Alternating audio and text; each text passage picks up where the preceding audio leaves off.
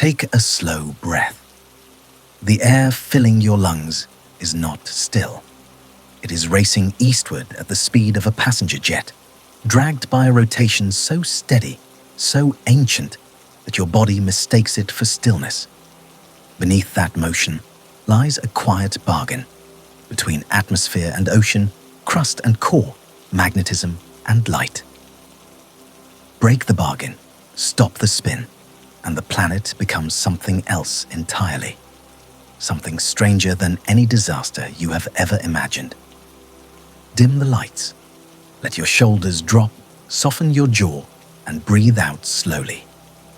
In the next 2 hours, we will walk down the chain of consequences, one link at a time, from the air above your roof to the iron at the planet's center, and discover why the Earth's rotation is not a feature of the world, but the architecture holding it together.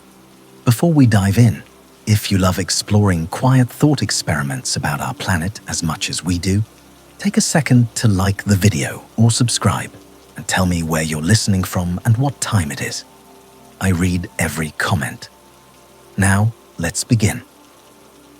To understand what happens when something stops, you have to understand what it was doing in the first place. And the first thing worth saying about the Earth's rotation is that you have never, in your entire life, perceived it directly. Not once. The clouds do not blur. The stars do not streak.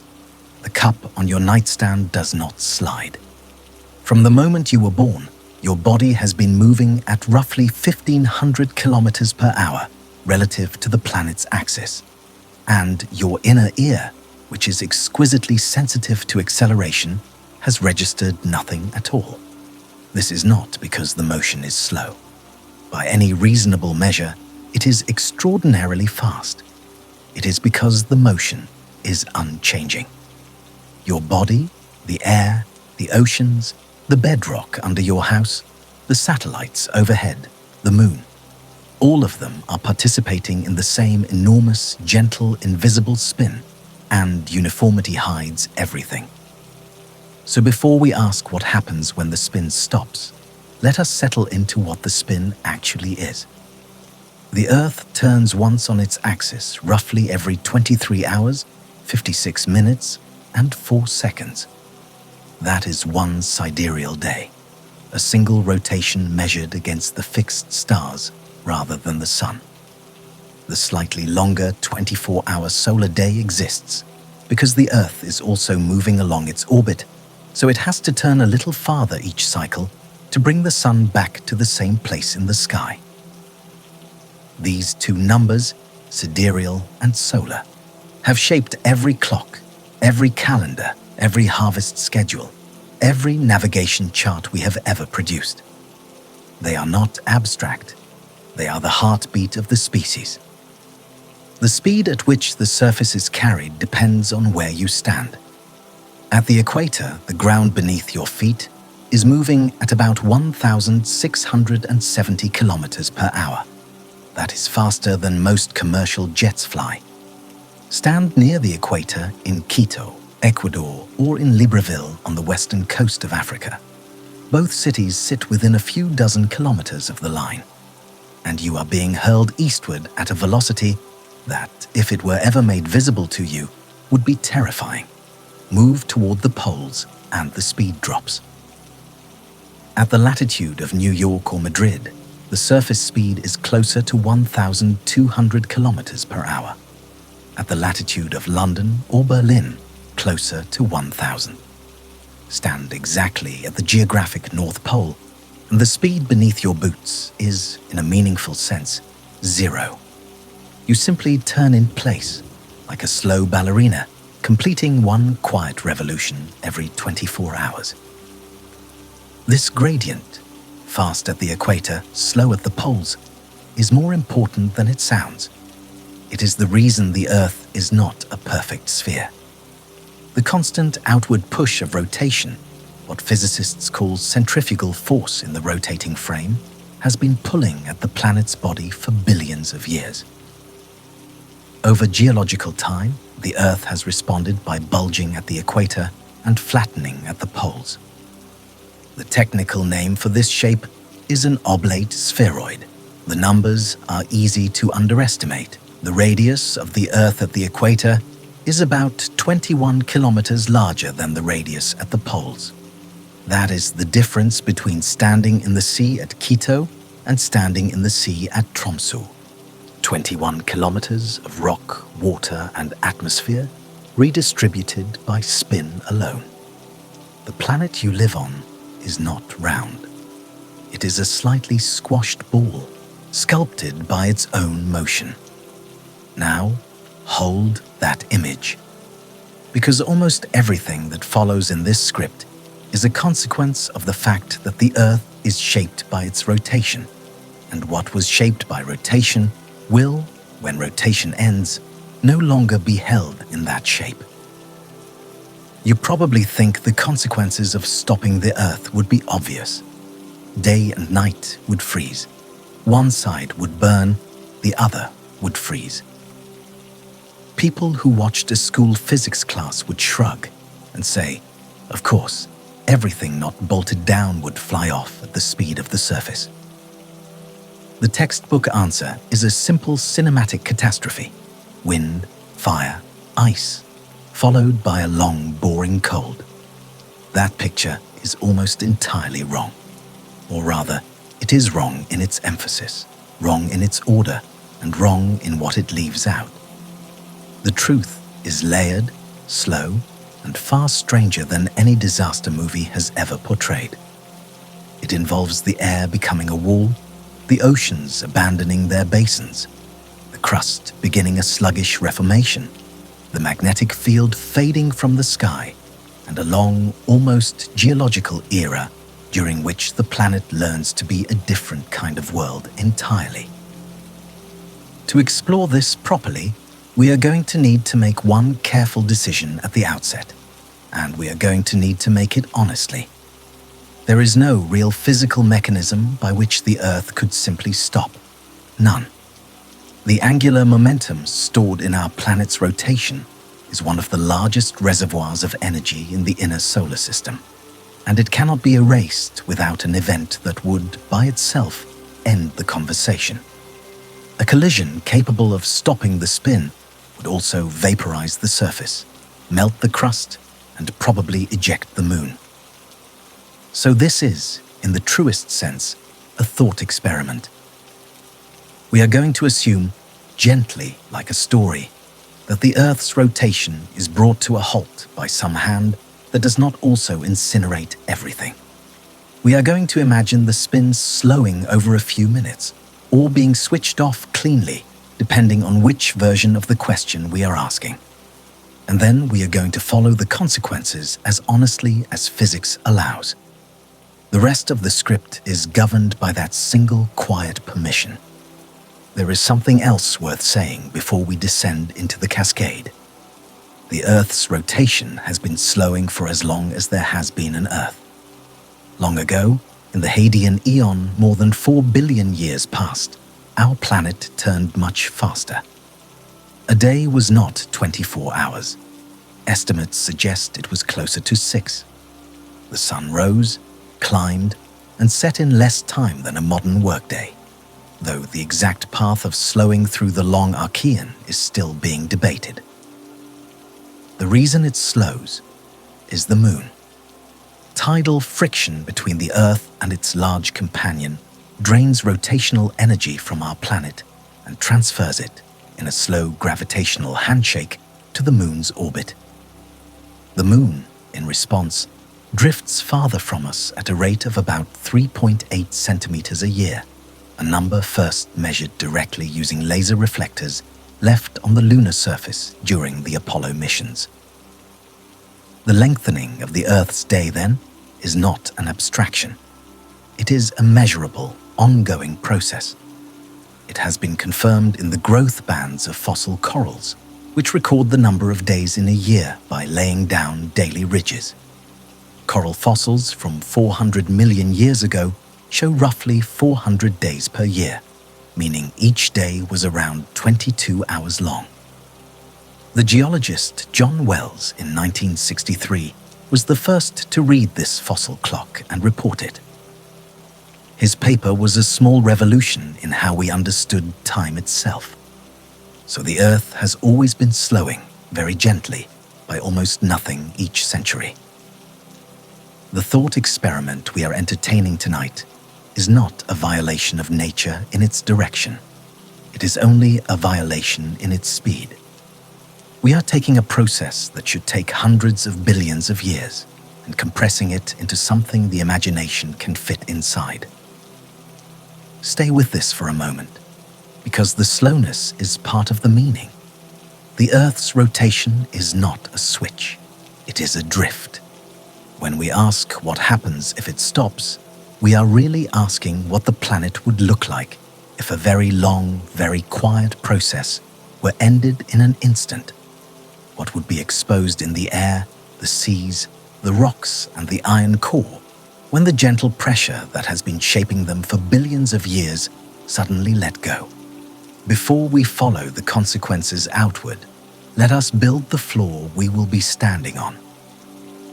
There are 5 things to know about Earth's rotation, and these 5 things will return again and again across the rest of the story. Every consequence we trace will hang from one of these 5 facts, like ornaments from the limbs of a tree. The first fact is that rotation produces angular momentum. Angular momentum is the spinning equivalent of regular momentum. Once an object has it, getting rid of it is hard. The faster the spin and the larger the object, the more angular momentum it carries. The Earth, being both massive and rotating, carries a colossal store of it.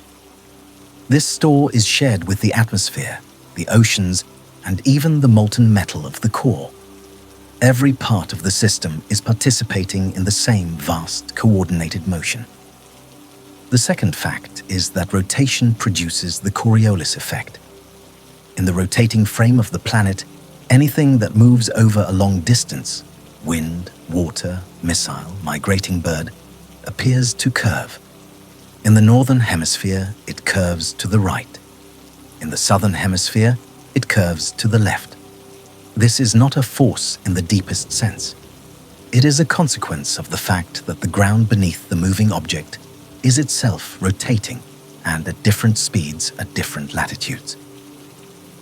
The mathematical description of this effect was published in 1835 by the French engineer Gaspard Gustave de Coriolis, working on the analysis of water wheels, with no idea his name would later be invoked every time anyone tried to explain a hurricane. The Coriolis effect is the reason hurricanes spin. It is the reason trade winds blow from the east. It is the reason ocean currents form gyres rather than straight lines. Stop the spin, and this effect ceases to exist. The third fact is that rotation creates the equatorial bulge. We have already met this. The 21-kilometer surplus of rock and water at the equator compared to the poles. The bulge is the planet's response to centrifugal force over geological time. It is, in a sense, a frozen sculpture of Earth's spin. If the spin ends, the sculpture begins to relax. Slowly, but decisively. The fourth fact is that rotation drives the geodynamo. Deep inside the Earth, an outer core of molten iron and nickel churns in great convective rolls, partly stirred by heat from the inner core and partly organized by the planet's rotation. This swirling, electrically conductive fluid generates the Earth's magnetic field, which extends out into space and shields us from the worst of the solar wind. The full theoretical framework for this dynamo was developed across the 20th century by figures like Walter Elsasser. In a series of papers published between 1946 and 1947, Elsasser proposed that slow fluid motions in Earth's molten outer core could sustain a planetary magnetic field by self-induction. Without rotation organizing the convection into orderly rolls, the dynamo's behavior would change profoundly. We will return to this in detail later, because what happens to the magnetic field is one of the strangest and least obvious consequences of all. The fifth fact is that rotation produces day and night. This is the most obvious effect, the one any child could name, and yet it is also the foundation of the entire biosphere. Photosynthesis, animal sleep cycles, weather, ocean mixing, the diurnal rhythm of carbon dioxide in the atmosphere. All of these depend on the regular alternation of light and shadow that rotation provides. End the rotation, and you do not merely end the cycle. You replace it with something else, something that the entire history of life on Earth has never had to face. Two facts will carry us through what follows. The planet stores an enormous reservoir of angular momentum, and rotation has shaped every layer of the Earth: air, water, rock, magnetism. The rest of the architecture we will meet as we go. And as we step through them, you will find that the planet you thought you knew is held together by forces so quiet, so steady, that no one ever bothers to mention them until they are gone. Now we turn to the question of timescale, because how the Earth stops matters enormously to what happens next, and there is no single right answer to how fast. There are at least 3 versions of the thought experiment, and each produces a different planet at the other end. Honesty requires that we name them before we descend into the consequences, because much of the popular discussion of this question has muddled them, and the muddling is where the worst misconceptions come from. The first version is the instantaneous stop. The Earth's surface stops in less than a heartbeat. Everything not bolted to the bedrock continues moving at its previous velocity. At the equator, that means everything, air, water, sand, animals, buildings, is suddenly traveling eastward at 1,670 kilometers per hour relative to the now stationary ground. This is the version of the thought experiment that produces the famous cinematic catastrophe. And it is, in physical terms, almost meaningless, because there is no force in the universe that could decelerate the planet's surface in an instant without simply destroying it. The instantaneous stop is a cartoon. We will visit it briefly because it is what most people imagine, but it is not where most of our attention will go. The second version is the rapid stop, a slowing that takes minutes to hours. This is still cataclysmic, but it is at least imaginable. Wind speeds would still reach lethal extremes, but the kinetic energy would be released over a longer period, and the surface would not be instantly scraped clean. Some structures might survive, some life might survive. The atmosphere itself would slosh in great hemispheric tides before settling. The third version is the gradual stop, a slowing that takes years, decades, or centuries. The planet has time to redistribute its angular momentum through tidal interactions, atmospheric drag, and ocean friction. By the time the rotation actually reaches zero, the surface has long since ceased to be the violent place of the rapid stop, and the planet's inhabitants, if any remain, face a different problem entirely. The slow problem, the structural problem, the problem that does not go away with time but only deepens. For most of this script, we will work with a hybrid. We will visit the rapid stop briefly to honor the cinematic question and dispense with it. Then we will spend the bulk of our time exploring what the world becomes once the spin is genuinely gone. What the air does, what the oceans do, what the crust does, what the magnetic field does, what life does, what the sky does. We will treat the stopping itself as a single quiet event, like a candle being put out, and devote our attention to the long, strange, beautiful aftermath. That is the picture so far. A planet shaped by rotation, rotation slowed gently by the moon, 5 fundamental effects holding the system together, and a thought experiment carefully framed to let us see what would happen if all of that were quietly switched off. Now we begin the descent. We will start where the consequences arrive first, in the air above your head, and we will work our way down, link by link, into the deepest places of the planet. The first thing to go is the wind, or rather, the first thing to go is the absence of wind. Because what you call calm air on a quiet morning when the trees are still and the lake is glass is not actually calm. It is moving, with you, with the planet, at the surface speed of your latitude.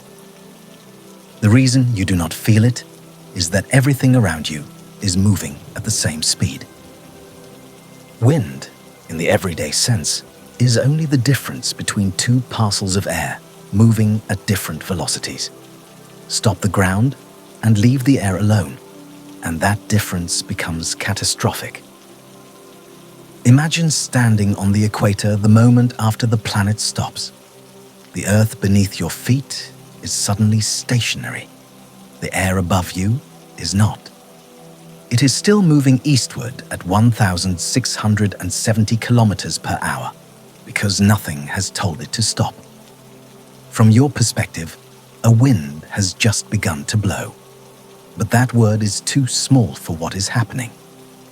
A Category 5 hurricane has sustained winds of around 250 kilometers per hour. The wind that arrives the instant the Earth stops is more than 6 times faster than that. And because the energy carried by moving air rises with the square of its speed, this wall of air is over 40 times as destructive as the strongest hurricane ever measured. It is not a hurricane. It is something for which we have no word, because nothing in the natural history of our atmosphere has ever produced it. Slow down here, because the implications take time to land. A wind of that speed is no longer fluid in the everyday sense.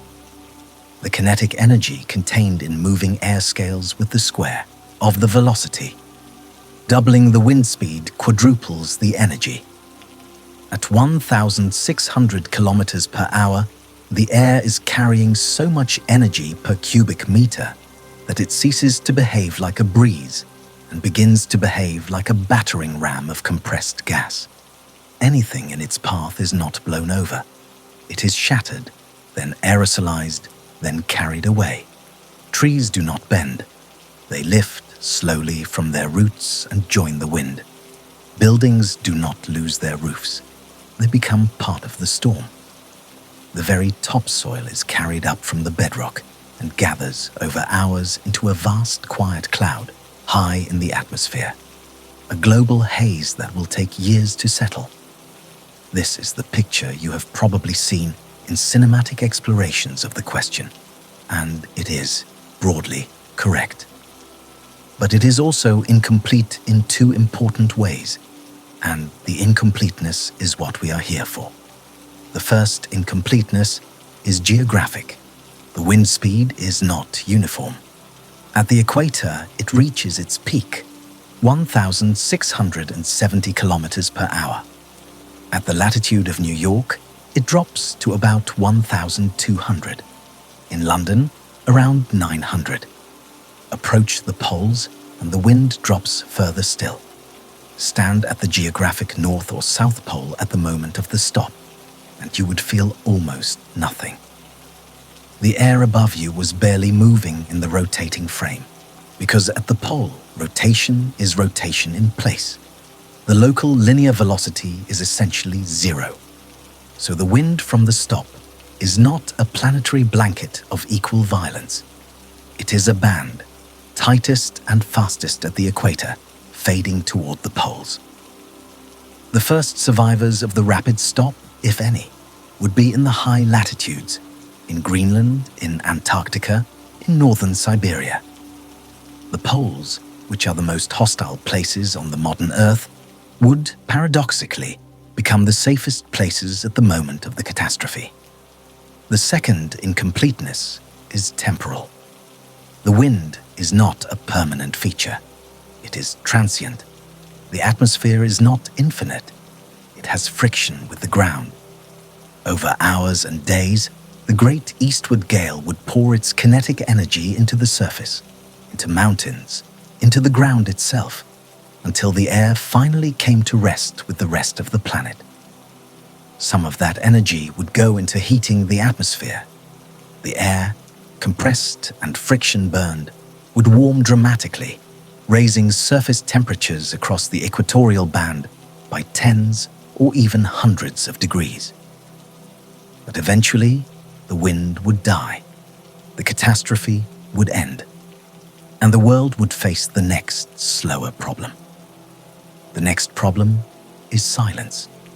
Because once the wind has finally come to rest, the atmosphere on a non-rotating Earth begins to behave in ways no atmosphere on a rotating planet ever has. There is, in theory, a clear fix for the wind problem. The atmosphere stops moving. It comes to rest. The world becomes calm again. After a few weeks, the dust settles. The sky's clear. Surely, after the violence is over, what remains is just a still, peaceful Earth, lit by an eternally fixed sun on one side and shrouded in eternal night on the other. That is the next misconception, and it is one of the most stubborn ones, because it sounds so reasonable.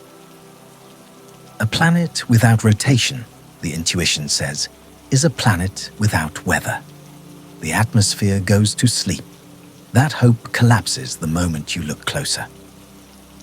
Because the Coriolis effect was not the only thing organizing our weather. The fundamental driver of weather on Earth has always been the temperature difference between the equator and the poles.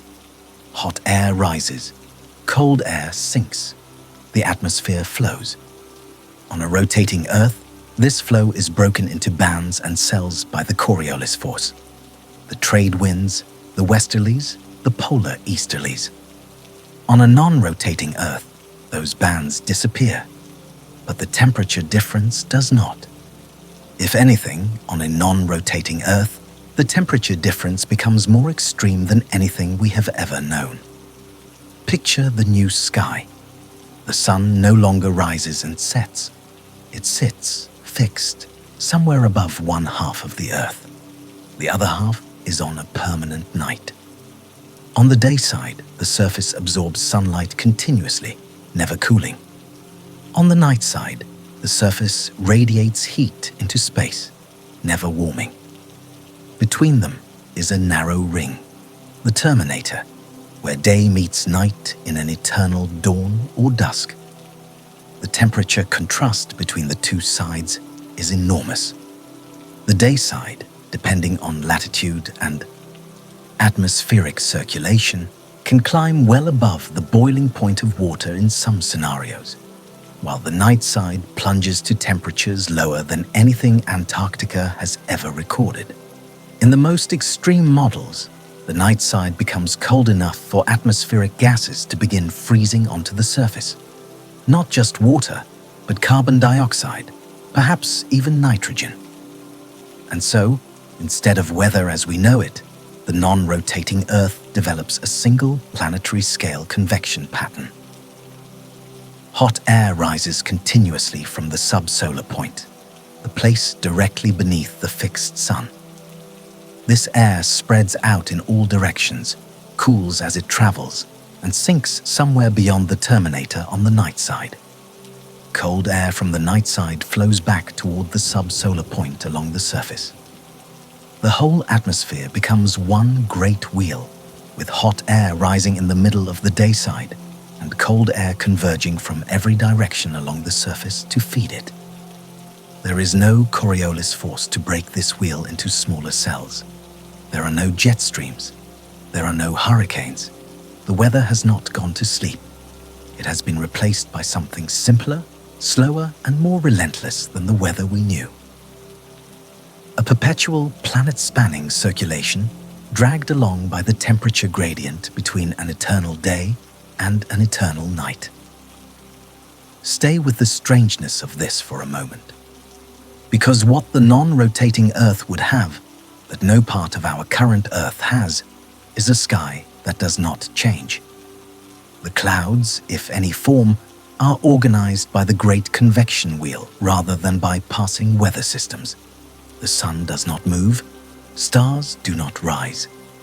There is no morning, no evening, no afternoon. There is only the slow drift of cloud structures across an unchanging dome of light. And on the night side, a perpetual canopy of stars, locked in place, drifting only because the Earth still moves around the sun once a year, slowly carouseling the constellations across the night sky.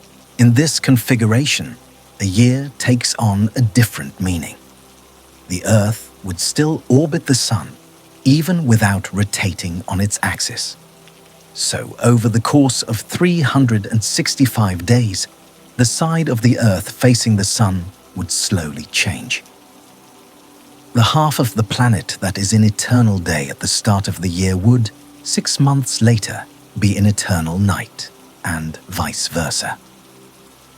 From the perspective of a hypothetical observer on the surface, this would mean that the sun would, very slowly, drift across the sky over the course of a year, completing one full circuit annually rather than daily. A day would no longer exist as a unit. The smallest rhythm of the world would be a year. We are getting ahead of ourselves. The atmosphere is only the first link in the chain. The next link is the ocean. And what the ocean does is, in many ways, the most surprising and most spatially shocking consequence of all. To approach it, we need to return to a fact we have already met, but have not yet truly looked at. The Earth is not a sphere. It is an oblate spheroid. There are 21 extra kilometers of radius at the equator compared to the poles. And those extra kilometers are not just rock. They are, in significant part, ocean. The Earth's oceans today are a thin film of water averaging less than 4 kilometers in depth, draped over a planet whose shape is itself bulged at the equator. But the water is not draped uniformly. It is held in its current configuration by the balance between gravity, which pulls it toward the planet's center of mass, and centrifugal force, which pushes it outward at the equator. Combined, these two forces produce what oceanographers call the equilibrium sea surface, the shape the ocean would take if it were perfectly still, with no waves, no tides, no currents. This shape, technically called the geoid, is itself an oblate spheroid. The ocean is fattest at the equator and thinnest at the poles, in the same way the planet is. Now, switch off the rotation. The centrifugal force vanishes. Only gravity remains.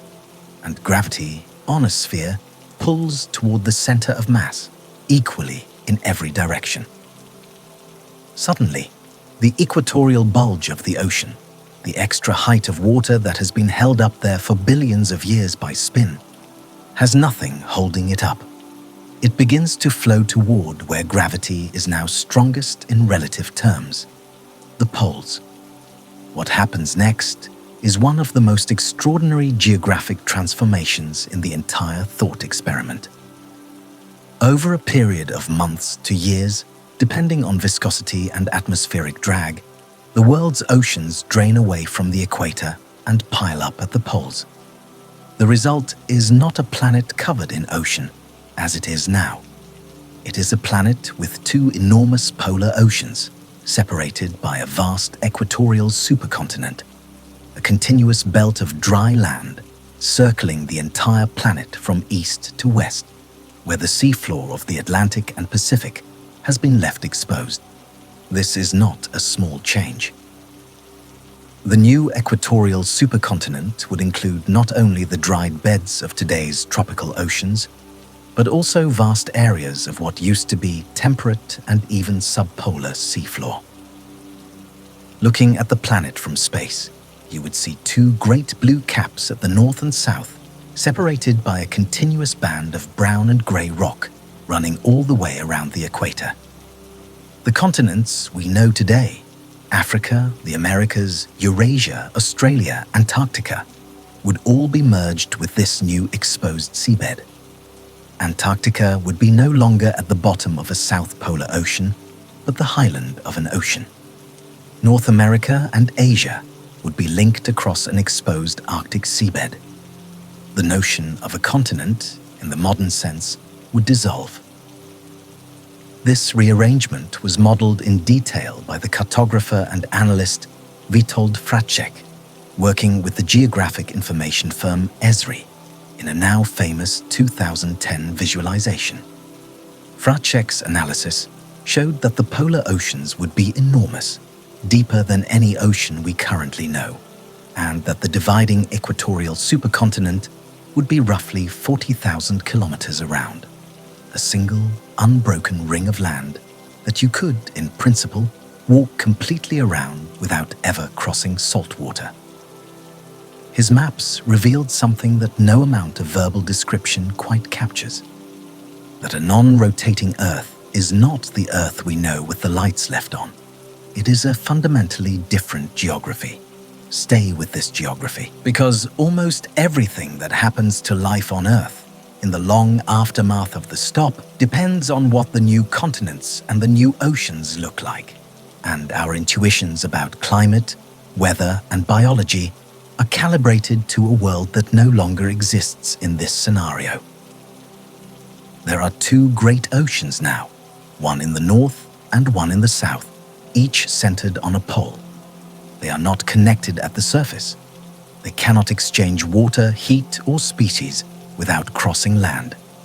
Between them runs an enormous, continuous belt of exposed seafloor, much of it well below modern sea level, even after the redistribution. Much of it suddenly elevated only because the water has gone elsewhere. The new global map looks almost nothing like a school atlas. It looks like the planet has been recut by a hand that did not believe in any of our boundaries. The transition itself, from old map to new, is its own slow drama. The water does not simply slide poleward in a single afternoon. It moves, sloshes, settles. The first major flows would carry tens of thousands of cubic kilometers of seawater per hour out of the equatorial basins toward the poles. Coastal cities, even those at high latitudes, would see sea levels rise dramatically, perhaps by hundreds of meters in some regions, as the polar oceans grew.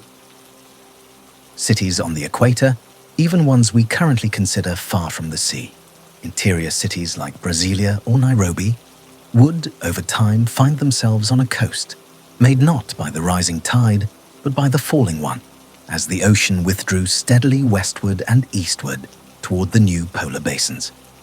Some places would experience both effects at once, depending on local elevation and the precise contours of the seafloor. Out at sea, the disappearing equatorial ocean would expose features no human has ever seen with daylight. The mid-Atlantic ridge, that great undersea mountain range running from the Arctic to nearly the Antarctic, would emerge from the water in long sections, drying into the longest exposed mountain chain on Earth, 16,000 kilometers of stone that no human eye has ever seen above the waves. The hydrothermal vent communities of the deep ocean, those bizarre ecosystems built around heat and chemistry rather than sunlight, would find themselves, for the first time in their history, in air. The black smokers along the Pacific's spreading centers would belch into the atmosphere rather than the sea. The chemistry of the surface would shift. Sulfur compounds, iron, manganese, hydrogen sulfide, all of which had been confined to the deep ocean by water pressure and stratification, would now diffuse into the lower atmosphere, changing the smell of the world. Stop here for a moment, because there is something almost theological about this image. The Earth has always been, in human imagination, a planet of 2/3 water and 1/3 land. That ratio has shaped every map, every voyage, every poem, every prayer. The non-rotating Earth has a different ratio. The water has not gone away. It is still here, still in roughly the same volume. But its arrangement has changed so completely that the old descriptions no longer apply. We would have to invent a new vocabulary to talk about this world. Not continents and oceans, but caps and belts. Not coastlines and seas, but the great long shore where one immense polar ocean meets the only continent there is. And there is a second, less obvious consequence of the ocean redistribution that almost no popular treatment mentions. The polar oceans, fed by all the water that used to be at the equator, would be deep, very deep. In some regions, depending on the local topography, the water column would exceed 20 kilometers. That is roughly twice the depth of the Mariana Trench, the deepest point in the modern ocean. The pressure at the bottom of these new polar oceans would be unprecedented in the history of liquid water on Earth. No surface organism could survive there. Even the creatures we currently know from the deepest trenches, the snailfish, the amphipods, the strange microbial mats, evolved in a world of much shallower oceans. The new polar abyss would be, in a real sense, a place where life as we have known it has never existed. Above these abyssal polar oceans, the water itself would also change. With the planet no longer rotating, the great wind-driven currents of the modern ocean, the Gulf Stream, the Kuroshio, the Antarctic Circumpolar Current, would cease to exist. The Coriolis force that bent water flows into vast rotating gyres would be gone. The winds, organized into a single planetary convection wheel as we discussed earlier, would still drag at the surface of the polar oceans. But the resulting circulation would be radically simpler and slower. Heat would mix more gradually. Oxygen would penetrate to depth more reluctantly. Nutrients would be distributed differently. The ocean, in short, would become a different kind of ocean. Stratified more completely, mixed less efficiently, hosting whatever life could survive in a world where its rules had been rewritten without warning. Now we turn to the land itself. Because while the air and the water have been rearranging themselves, something quieter and more profound has been happening to the rock beneath. The equatorial bulge, that 21 kilometers of extra radius at the equator, was not just water. Most of it is solid earth. The bulge is a feature of the lithosphere, the rigid outer shell of the planet, and of the underlying mantle. And it was held in that bulged shape by the same centrifugal force that shaped the ocean. End the rotation, and the rock, like the water, has nothing holding it up. The textbook answer is that solid rock cannot flow, so the bulge would simply remain. That picture is almost entirely wrong. On geological timescales, rock does flow. The mantle of the Earth, despite being technically solid, behaves as a viscous fluid over millions of years. It convects. It rises and falls in great slow plumes. It deforms. The lithosphere itself, though more rigid, eventually responds to long-term stresses by bending, breaking, and reshaping. The Earth's bulge is not a fixed sculpture. It is a dynamic equilibrium, maintained by the ongoing tug-of-war between gravity and rotation. Remove rotation, and the equilibrium tips. The bulge begins, very slowly, to relax. How slow is the question?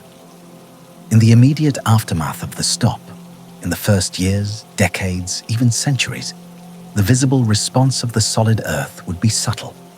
The lithosphere would begin to experience new stresses as gravity, no longer balanced by centrifugal force at the equator, pulled the equatorial regions slightly more strongly toward the planet's center.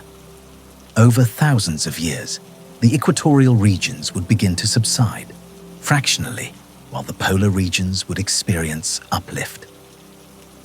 This redistribution of mass would produce earthquakes of unprecedented magnitudes, not as a single sudden event, but as a long geological era of seismic readjustment.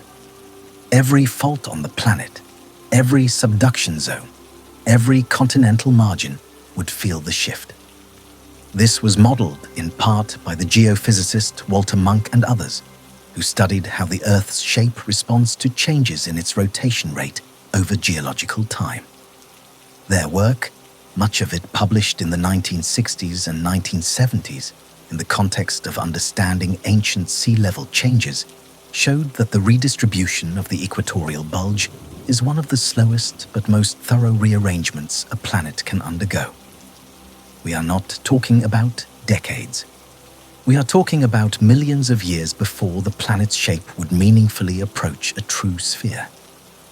But the process would have begun the moment rotation ceased, and it would never stop until it was complete. There is something profoundly humbling about this image. The continents themselves, the rocks beneath your feet, are not fixed. They are participants in the planet's spin. Stop the spin, and even granite begins eventually to flow.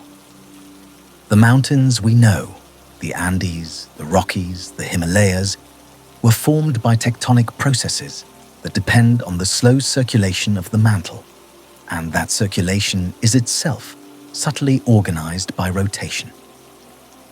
We will return to this when we talk about the core, but for now, hold the image of a planet whose very shape is unmaking itself, slowly, quietly, beneath whatever new sky has formed above. We have descended now from the stratosphere to the seafloor and into the upper layers of the rock. The next layer is darker, hotter, and stranger than anything we have visited yet. It is the layer that produces the magnetic field. And what happens to the magnetic field on a non-rotating Earth is one of the most consequential and least appreciated parts of the entire thought experiment. Most people think of the Earth's magnetic field as a kind of decoration. It moves a compass needle. It produces auroras. It is invoked in vague terms when migratory birds are mentioned. But the magnetic field is one of the principal things keeping the surface of the planet habitable. It is a vast, invisible bubble surrounding the Earth, deflecting the solar wind, blocking the most energetic charged particles from the Sun and from interstellar space. Without it, the upper atmosphere would be stripped, slowly, by the relentless flow of particles from the Sun. Mars, which once had a stronger magnetic field and lost it billions of years ago, demonstrates the consequence. Its atmosphere is now less than 1% the density of Earth's, partly because the solar wind has been peeling it away ever since the Martian dynamo failed. The Earth's magnetic field is generated by the geodynamo, a process taking place in the outer core.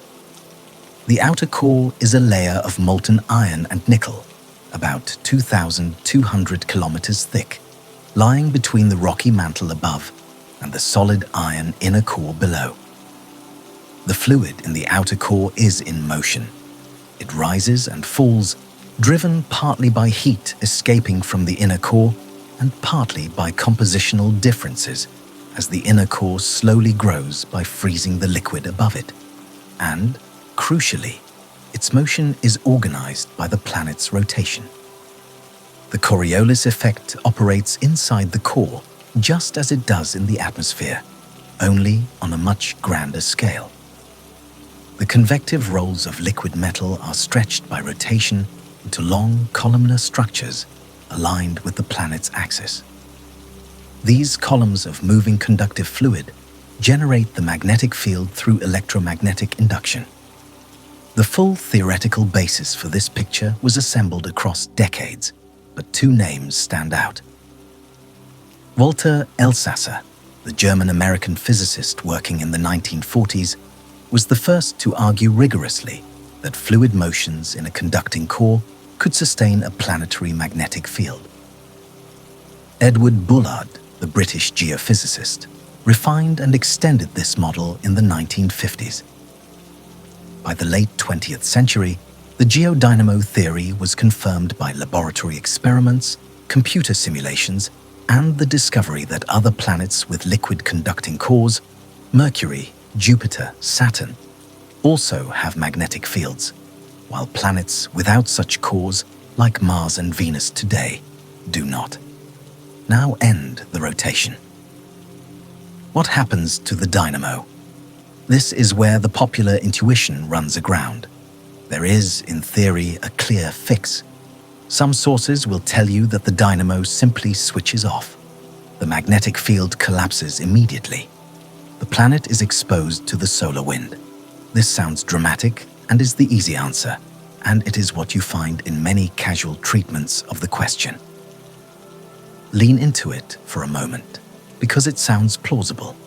After all, if rotation is what organizes the convection, then no rotation should mean no organized convection, and no organized convection should mean no field.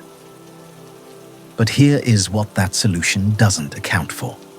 Convection in the outer core does not need rotation to exist. It only needs a temperature difference between the bottom and the top. As long as the inner core is hotter than the lower mantle, fluid in the outer core will continue to rise and fall, just as a pot of water on a stove will continue to convect, even if you do not stir it. Without rotation, the convection would no longer be organized into long axial columns. It would be more chaotic, more turbulent, less efficient at generating a coherent global magnetic field.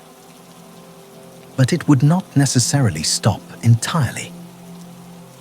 What would happen more likely is that the magnetic field would weaken substantially and become disorganized. Instead of the orderly dipole field we have today, with a clear north and south magnetic pole roughly aligned with the geographic poles, the non-rotating Earth would have a weaker, more chaotic field, perhaps with multiple poles wandering across the surface, or with no coherent global pattern at all. Computer simulations of dynamos in the absence of rotation, performed by groups including Gary Glatzmeyer, first at Los Alamos in the mid-1990s and later at the University of California, Santa Cruz, together with Paul Roberts at UCLA, have shown that such non-rotating dynamos can sustain weak, irregular magnetic fields, but they cannot reproduce the strong, dipole-dominated field of rotating planets. Some researchers think the field would persist at perhaps 10 to 20% of its current strength in a chaotic configuration. Others think it would collapse over thousands of years to functional invisibility. The truth is, we do not know with certainty. What we do know is that the protective bubble around the Earth would shrink dramatically. The solar wind, which today is held off at a distance of about 10 Earth radii on the day side, would press in much closer. Solar storms would penetrate the upper atmosphere with a violence we never see today. The planet would begin, in slow geological terms, to leak, to lose its lighter atmospheric gases to space, just as Mars did before us. This is the quiet third catastrophe of the non-rotating Earth. The wind has died, the oceans have moved, and now the sky itself begins, very slowly, to thin. There are no flames, no shock waves, no thunderclaps. There is only an invisible erosion taking place at the very top of the atmosphere, where the solar wind nibbles steadily at the upper layers and carries them away into space. Over hundreds of millions of years, the atmosphere becomes thinner. The sky, on the day side, fades from blue towards something paler, then thinner still. Eventually, on geological timescales, the planet begins to look more like Mars and less like the Earth we know. Pause here, because this is the moment when the thought experiment shifts from being about disaster to being about loss. The wind kills, but the wind ends. The ocean moves, but the ocean settles. The magnetic field, however, simply fades. And with it fades the protection that has allowed complex life to exist on the surface for hundreds of millions of years. There is no single catastrophic moment for the magnetosphere. There is only a long, gentle erosion, a slow undressing of the planet. And that, somehow, is more haunting than any of the violences we have visited so far. We have walked now through 3 layers of consequence: the atmosphere, the hydrosphere, and the magnetosphere. Each has shown us something the simple version of this question does not contain. The wind that is not really wind. The ocean that becomes 2 oceans, separated by an unbroken belt of exposed seafloor. The magnetic field that does not vanish but degrades, leaking the planet's air into the dark. And we have not yet visited the strangest layer of all. We have not yet spoken about light, about the day that does not end, about what happens biologically and ecologically when a planet's most fundamental rhythm, the alternation of light and shadow, ceases to exist. That is the next descent. And it is, in many ways, the heart of the story. Because the planet is not just a physical object. It is a host of life. And life, in every form we know, has been shaped second by second by the rising and setting of the sun. Stop the spin, and the rhythm stops with it. What grows in its absence is something the biosphere has never had to face before. Picture yourself standing on the surface of the non-rotating Earth, somewhere on the day side, in the long calm after the wind has died and the dust has settled. The sun is fixed in the sky. It does not move. It does not rise. It does not set.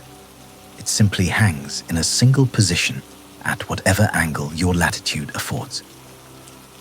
If you happen to be standing exactly at the sub-solar point, the place directly beneath the sun, it is at its zenith, blazing down from straight overhead. Step 1,000 kilometers to one side, and it sits a little lower. Step further, and it descends toward the horizon. Walk far enough to the terminator, the boundary between the lit and unlit hemispheres, and it touches the horizon and stays there in eternal sunset for as long as you remain in that place. Try for a moment to feel what this means in the body rather than the mind. There is no morning. There is no evening. There is no afternoon shadow lengthening across a wall. There is no anticipation of sunset, no relief of dawn. The angle of the light is fixed. The temperature, modulated only by the great convection wheel of the atmosphere, is steady in a way no temperature on Earth has ever been steady. The shadow of a tree, if any tree could grow there, falls in the same direction at the same length every hour of every year. Time, in the way you have always experienced it, has been amputated. This is the most fundamental thing the rotation gave us. Not just heat, not just weather, but rhythm. The slow tide of light and shadow that we call a day is the smallest unit of biological time on this planet. Every organism, from the cyanobacteria in the Uoint surface waters to the redwoods of the Pacific coast, to the human beings who watch this video, carries within it a circadian clock, a chemical oscillator that, with extraordinary precision, anticipates the next sunrise and the next sunset. The first researchers to identify the molecular basis of this clock were the geneticists Jeffrey Hall, Michael Rosbash, and Michael Young, whose work on the period gene in fruit flies, conducted across the 1980s and 1990s, eventually earned them the Nobel Prize in Physiology or Medicine in 2017. What they revealed was that the rotation of the Earth is not just a feature of the environment. It is written into the DNA of nearly every living thing. End the rotation, and the clock ceases to mean anything. The cells of plants still produce, on a roughly 24-hour cycle, the proteins that signal them to open their stomata, to flower, to begin photosynthesis. But the environmental cue these cycles were tuned to, the alternation of light and shadow, is gone.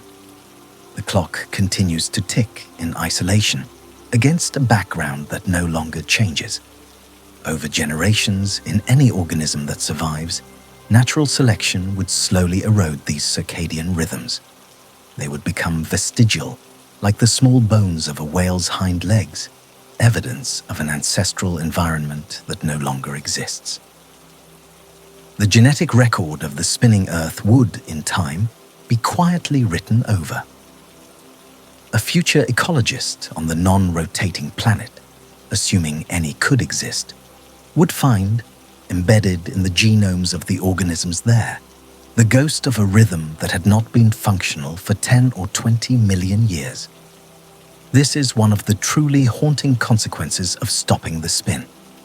Because the loss is not visible. There is no body, no graveyard. The clocks simply stop being useful. And the long evolutionary history that produced them is reduced in the scale of geological time to a kind of fossilized expectation, embedded in molecules that no longer have anything to anticipate. The biosphere, of course, would not vanish. Life on this planet has proven extraordinarily resilient. There is life in the boiling water of hydrothermal vents, in the sub-zero dryness of Antarctic dry valleys, in rock kilometers underground, in the brine of evaporated lakes. If any of the catastrophes of the stop did not directly kill an ecosystem, that ecosystem would continue in some form into the New World. And the New World would, over millions of years, develop new ecosystems suited to the new conditions. The ecosystems would form bands. On the day side, near the subsolar point, the heat would be intense. Whether this region would be habitable depends on details: atmospheric circulation, cloud cover, ocean proximity, that are not perfectly predictable. In some climate models, the subsolar region becomes a planetary desert, hot enough that liquid water cannot persist on the surface. In others, the rising air at the subsolar point produces persistent cloud cover, and the cloud cover shades the surface, keeping it relatively cool. The cloud-covered version is the more interesting scenario because it suggests that even the hottest part of the day side could host some kind of life. Move outward from the subsolar point. The sun sinks lower in the sky. Temperatures drop. Eventually, you reach a band, a kind of latitude in this new geometry, but defined by angular distance from the subsolar point rather than from the equator, where conditions are temperate. Here, in this ring of subsolar twilight, plants could grow, if any plants survive to evolve into this niche. The light would be perpetual, but slanted, like an eternal autumn afternoon. The temperature would be moderate. The wind, organized by the planetary convection wheel, would blow steadily in from the night side and out toward the day side, in great inflowing rivers of cold air rising and warming as they approached the heat at the center. Continue outward. Cross the terminator. You are now in eternal twilight, then eternal night. The sky is dark, but full of stars that do not move. Temperatures plummet.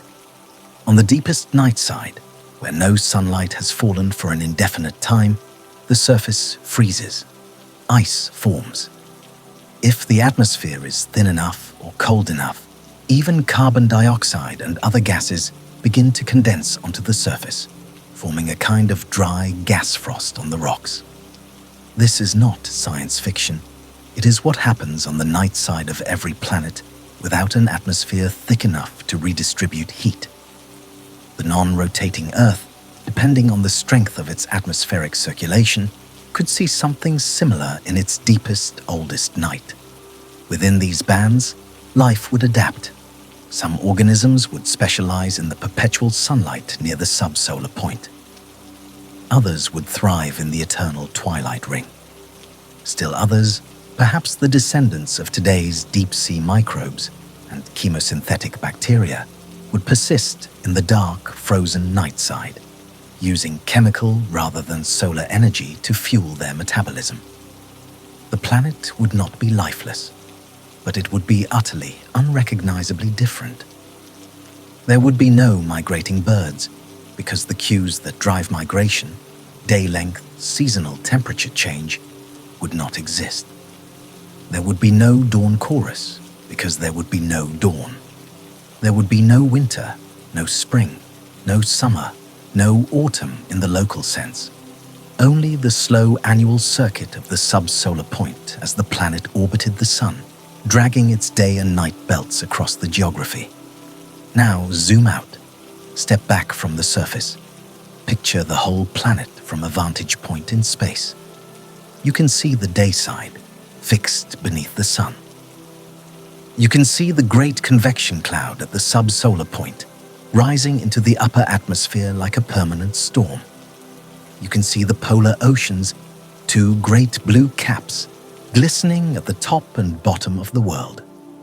You can see the equatorial supercontinent, a long brown belt circling the planet from east to west. You can see the terminator, a ring of perpetual dawn and dusk, where the cloud structures stretch in great spiral arms outward from the subsolar point.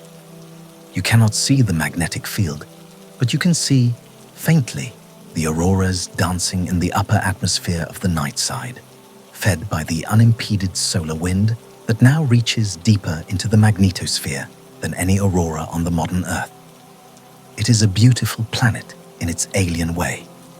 Not the planet we know, but a planet, functional, coherent, with its own logic, with its own life, dressed in patterns that the spinning Earth never wore. We have walked now through the principal layers of consequence: atmosphere, hydrosphere, lithosphere, magnetosphere, biosphere. There is one more layer to visit before we begin the climb back up. It is the most distant of all, in a sense, even though it is the layer we look at every night. It is the sky, not the air, the sky, the dome of stars and planets and moonlight. Because the sky, we see, is not just a passive backdrop. It is, in profound ways, a product of the Earth's rotation, and what happens to it when the spin ends is one of the most beautiful and least obvious changes of all. Stand on a hilltop in the dark, on the modern Earth. Look up. The stars wheel. They do not appear to move quickly, but they do move. Over the course of an hour, you can see Orion shift, the Big Dipper rotate around Polaris, and the Milky Way drift slowly across the sky. This wheeling is not the stars moving. It is the Earth turning beneath them.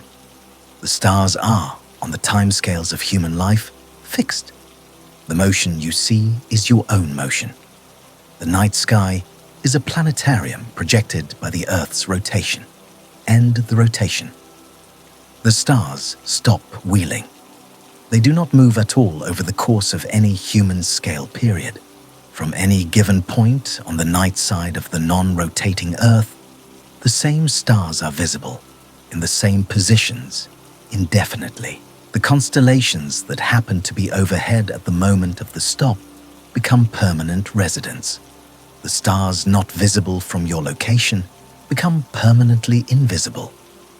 There is no longer a night sky in the modern sense, a single celestial canopy slowly unrolling overhead. There are local skies, fixed forever to local geography. Or rather, and this is where the subtlety enters, almost fixed forever, because the Earth is still orbiting the Sun. Over the course of 1 year, as the planet completes its orbit, the half of the sky that is on the night side at one point in the orbit becomes the half on the day side 6 months later. So the stars do shift. They shift on an annual timescale rather than a daily one. From any given location, the visible stars at night change slowly across the year, sweeping through the constellations in a way that, on the rotating Earth, is masked by the daily wheeling. On the non-rotating Earth, this annual sky tour is the only motion the stars make. A given star rises, very slowly over the course of a few weeks. It dominates the sky for a few months. Then it sets, just as slowly, and disappears for half a year before returning.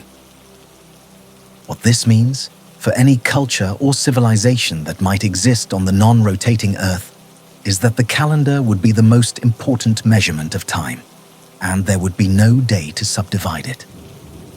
Time would be measured in years, in months, in the slow drift of celestial bodies across the unchanging sky. Astronomy would be transformed, perhaps simplified. The same stars, in the same places, for as long as you cared to observe them. And perhaps deepened, because the parallax effects of the Earth's annual orbit would become the only baseline against which stellar distances could be measured directly from the surface. The Moon, too, would behave differently. On the modern Earth, the Moon rises and sets each day because the Earth rotates beneath it. On the non-rotating Earth, the Moon's apparent motion would be governed only by its own orbit around our planet. It would still complete that orbit in roughly 27 days, but it would do so against a background of fixed stars and a fixed sun. From any given location, the Moon would rise and set roughly once per orbital period, once every 27 days, give or take, rather than every 24 hours. A lunar day on the non-rotating Earth would be nearly a month long. The phases of the Moon, which on the modern Earth shift gradually each night against the changing daily sky, would unfold instead against an almost stationary heaven, the sun and stars holding still while the Moon slipped through them in its slow ellipse. Stay with this image for a moment, because there is something about it that is, in its own way, more profoundly different than any of the catastrophes we have visited so far.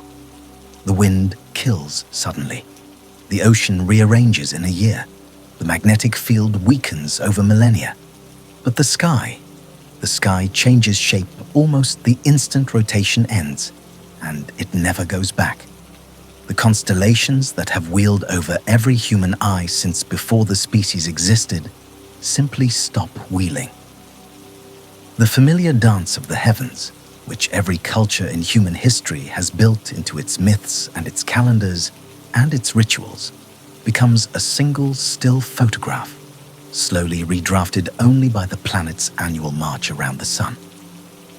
There is something else worth saying before we leave the layer of light and rejoin the layer of consequence. We assumed, in framing this thought experiment, that the Earth simply stops rotating on its axis while continuing to orbit the sun. That is one possible version.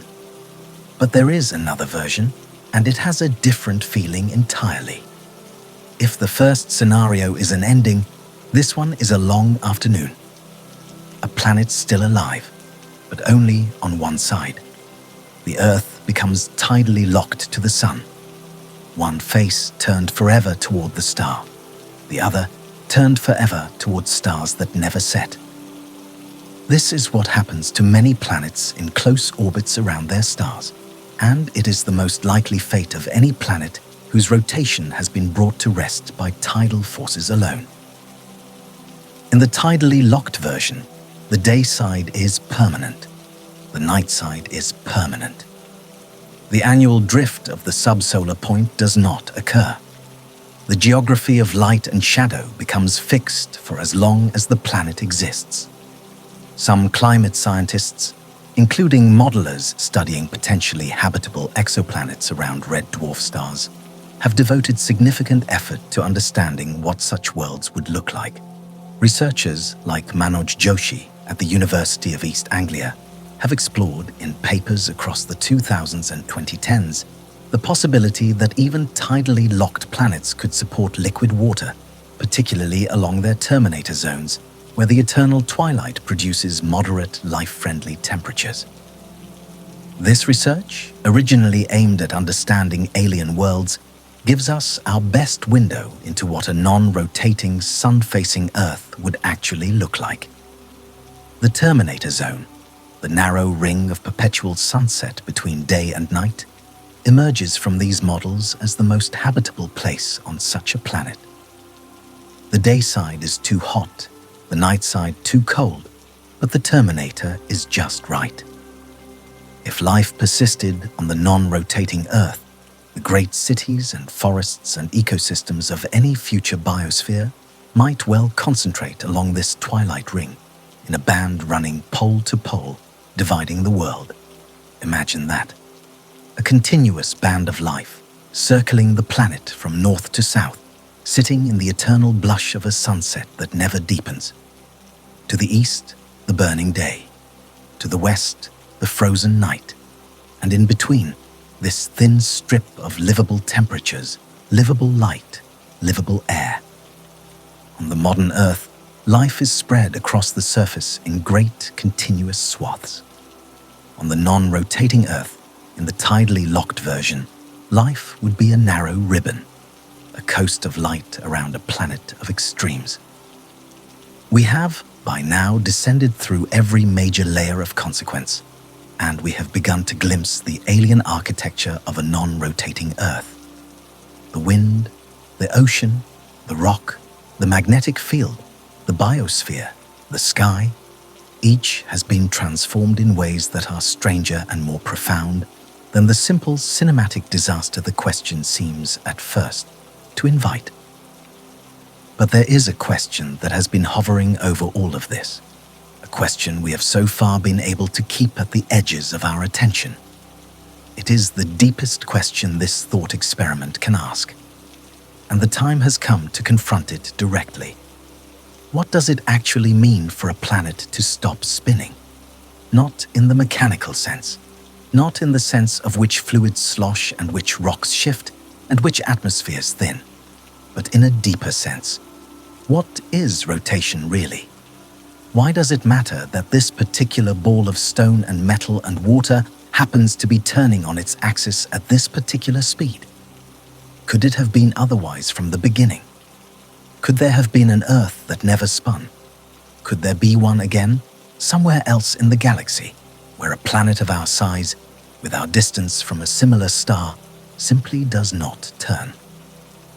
And what would such a world tell us about ourselves, about the precariousness of the conditions that produced us, about the role of accident in the long story of a biosphere?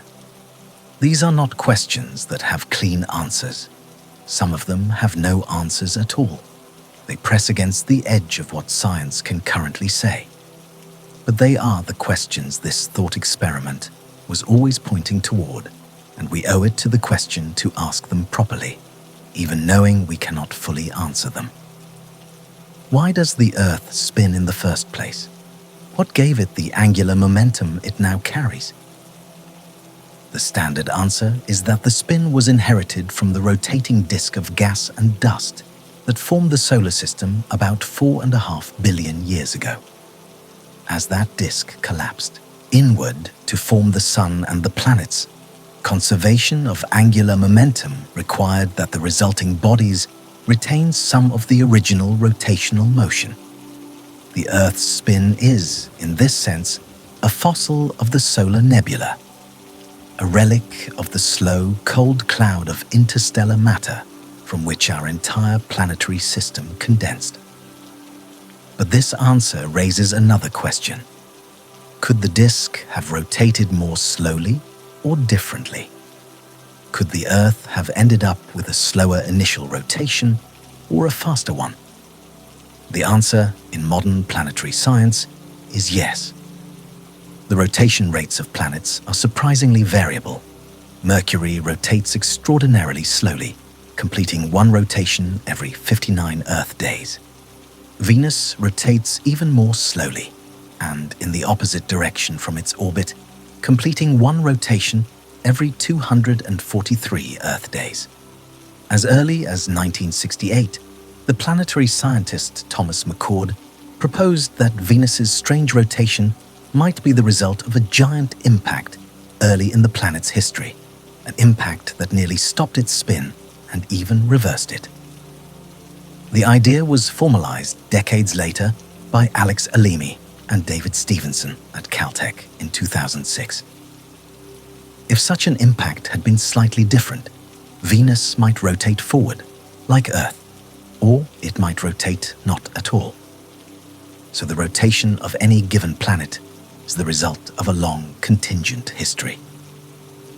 Initial conditions in the protoplanetary disk, early collisions, tidal interactions with moons and the central star. The Earth's particular rotation rate, fast enough to produce a strong magnetic field, slow enough to allow stable surface temperatures, oriented in such a way as to give us seasons through axial tilt, is not necessary. It is a particular outcome among many possible outcomes. There are surely planets in our galaxy and beyond that look very much like the Earth in size and composition and distance from their stars, but which spin much faster, much slower, or hardly at all.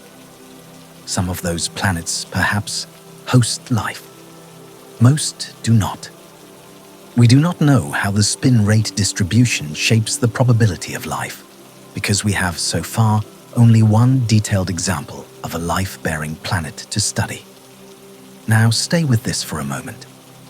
What we are really asking, when we ask what would happen if the Earth stopped spinning, is something larger than the question pretends to be.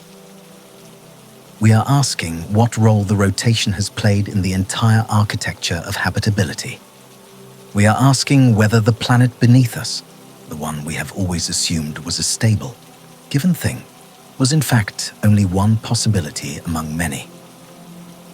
We are asking whether the air we breathe, the rain that falls, the auroras at the poles, the seasons of our childhoods, are all consequences of a single contingent fact, that this particular ball of rock, 4.5 billion years ago, happened to start turning at this particular rate, and has continued turning with only the slightest deceleration ever since. How much of you is the spin? How much of the planet you call home, the planet you take for granted, would survive its own stillness? If the rotation had been only a little different from the start, would the magnetic field have been weaker, the atmosphere thinner, the climate more extreme, the conditions for life narrower? Could there be Earths in other star systems where the difference between life and lifelessness is not a question of water or chemistry or distance from a star, but a question of how fast the planet turns? Would we recognize a sister Earth sitting in the right orbit around a sun-like star with all the right ingredients, but rotating once every 50 days as a place that could have produced us? Or would we look at it from a great distance and see only an alien world? And here is the deepest version of the question. Here is the place where the thought experiment opens onto something larger than itself. Could the Earth have produced us at all if it had ever, even briefly, ever stopped? Could complex life have emerged on a planet that did not have day and night? Could there have been minds of any kind in a world without the small daily rhythms that organize sleep and waking, attention and rest, observation and dream? Are minds themselves a product of rotation? Is consciousness, the kind of consciousness that builds clocks and writes physics papers and asks questions like this one, a feature of a particular kind of spinning world? We do not know. We cannot know. The only example of complex consciousness in the universe that we have direct access to is our own, and it arose on a planet with a 24-hour day, on a body whose every cellular cycle is calibrated to that day. We cannot run the experiment again with a different parameter. We cannot stop the spin and see what kind of mind, if any, eventually emerges. The non-rotating Earth, if it ever existed, would have to evolve its own forms of life, its own forms of awareness, its own answers to the question of what it means to live in a place where time does not pulse. And it occurs to you, slowly, in the way these things sometimes do, that the question we have been exploring is not really a question about a planet.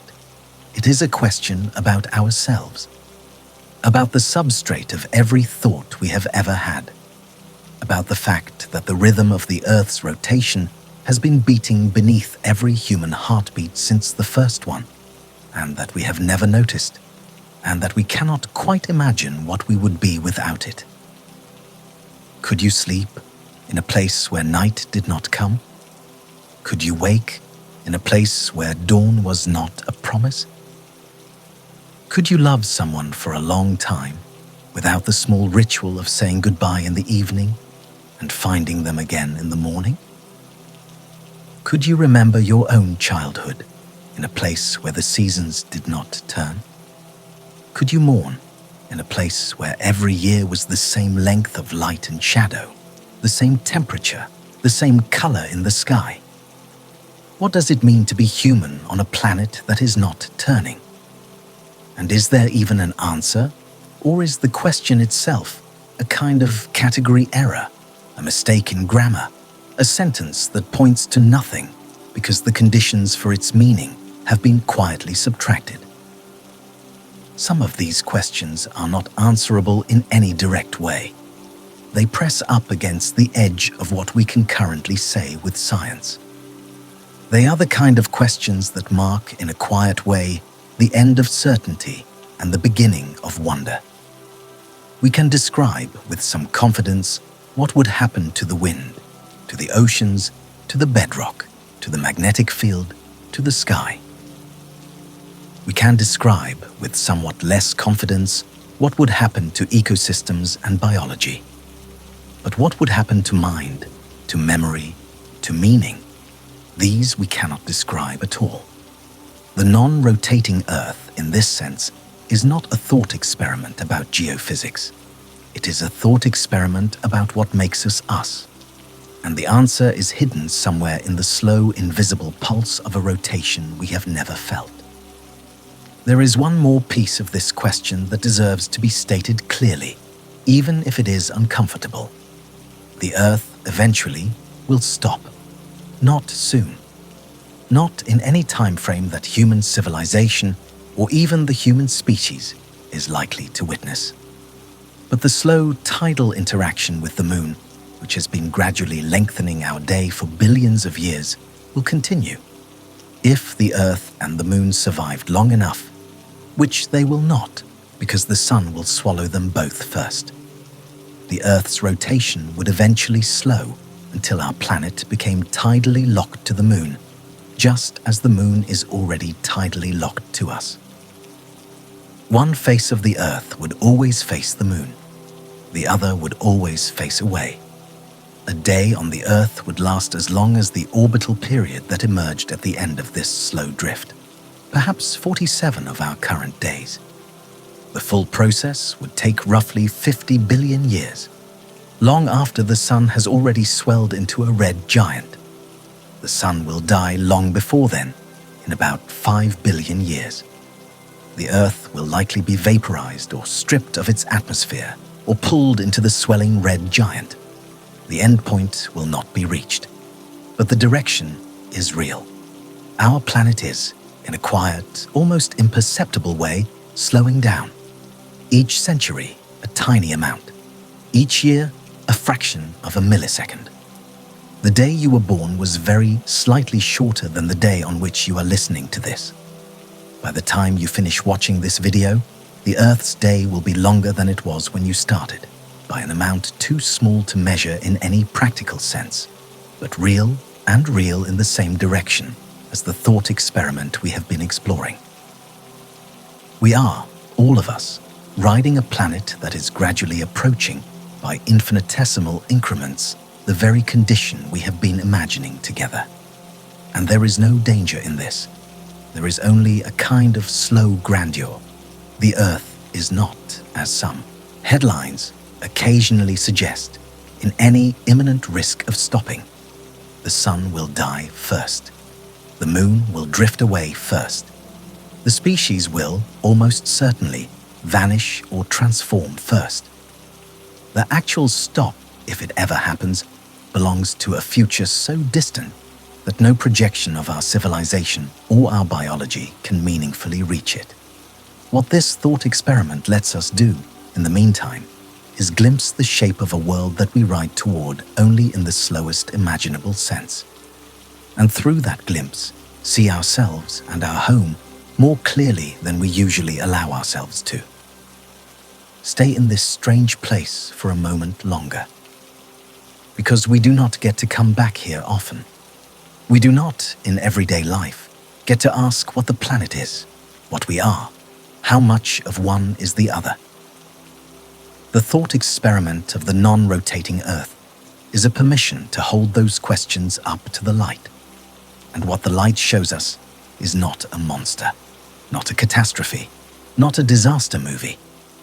It shows us, instead, the architecture of a quiet bargain between rock and air, gravity and motion, light and shadow, time and life, that has held mostly for 4.5 billion years, and that has produced, against all the odds of the contingent universe, this moment in which a body listening to a voice can wonder about the world it lives in. Now we cool down. We have climbed to the top of the question and looked over its edge. We need to come back, slowly, to the surface of the actual Earth, the one that is still spinning, and to spend a little time among the things we know and love before we close. So step back in your imagination from the great cosmic frame and return to a small particular place. Stand on a hilltop in the early evening on the rotating Earth. The sun is low, the light is gold. A breeze is moving through the grass. You can hear very faintly the sound of a stream somewhere below you. Water sliding over stones it has not yet finished smoothing. The breeze is the planet turning.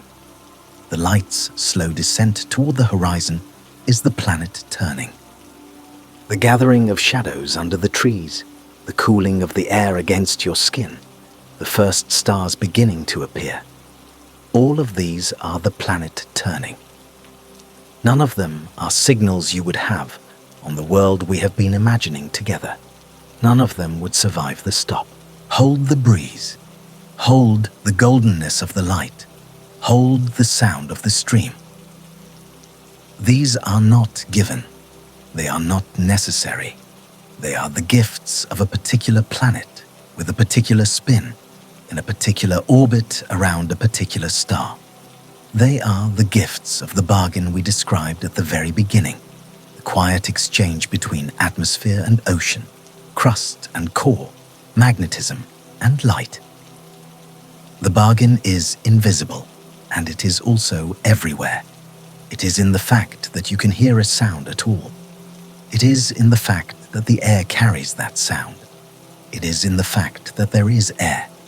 It is in the fact that the air is not, at this moment, a wall of 1,700 kilometers per hour pressing you into the ground. Walk along the hilltop. The grass is damp. The moisture is the dew. The dew is a product of overnight cooling, of the temperature dropping below the dew point, of moisture in the air condensing on cooler surfaces as the night deepens. This entire small, wet, glittering miracle requires that night exists.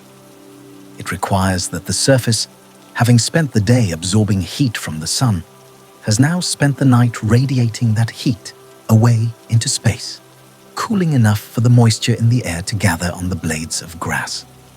On the non-rotating Earth, no such daily cycle would exist. The grass, if there were grass, would not bear dew in the evening. There would be no evening. Listen again to the stream. Water is falling somewhere, finding its way down through bedrock to the sea. The stream is fed by springs, the springs by groundwater, the groundwater by rain, the rain by the great hydrological cycle of the modern Earth, evaporation from the oceans, transport by wind, condensation in clouds, precipitation over land. This whole cycle, this great quiet engine of life, is shaped by rotation. The the trade winds that carry moisture across the tropics, the westerlies that bring rain to temperate latitudes, the seasonal monsoons that drench half the world, all of them are children of the Coriolis effect. Stop the spin, and the cycle does not vanish, but it becomes simpler, less productive, less varied. There would be rain in some places on the non-rotating Earth, but not the kind of rain that produces a small stream sliding over particular stones in a particular hilltop in particular evening light. Sit down for a moment. Feel the ground beneath you. The ground is cool, less cool than it will be in an hour, more cool than it was at noon. The temperature of the ground beneath you is a product of the day. The day itself is a product of the rotation. Every quality of the world you know, the temperature, the humidity, the angle of the light, the song of the birds, the time of evening, is held in place by the spin. You do not feel the spin, but you feel everything that the spin does. Look up. The first stars are beginning to appear. Venus, perhaps near the horizon. The brightest stars of whatever constellation is rising.